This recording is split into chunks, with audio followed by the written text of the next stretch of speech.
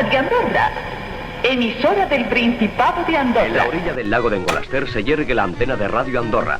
Durante la Segunda Guerra Mundial, la voz inconfundible de su locutora, Victoria Zorzano, hizo llegar día tras día a través de todo el continente su mensaje de paz.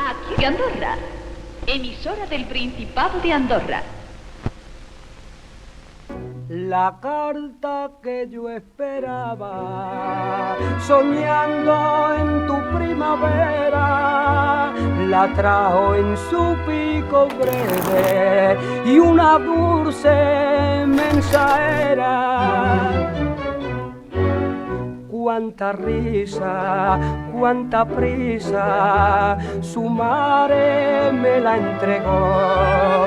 Y una estrella santa y bella a mí se me figuró.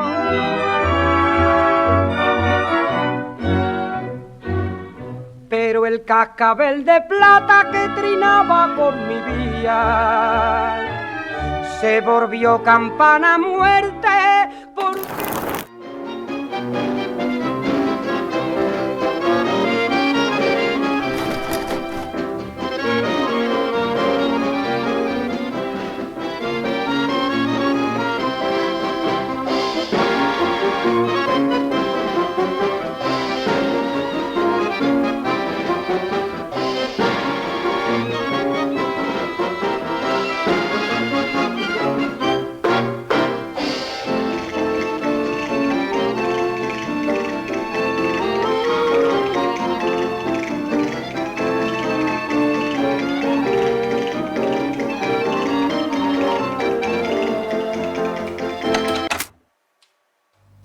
Entre vous tous, et je puis dire moi-même, un lien direct qui s'était établi déjà en théorie et qui aujourd'hui s'est réalisé en pratique. Nous sommes maintenant unis, vous et moi.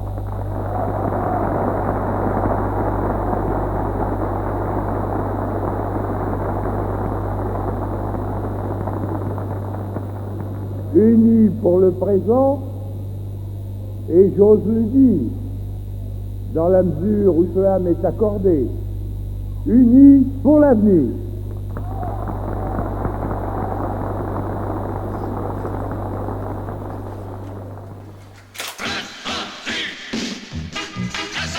Depuis 6 heures du matin, et pendant 20 heures, Sud Radio 367 mètres, onde moyenne. Pour votre publicité, Sud Radio, Agent Savas, dans votre ville.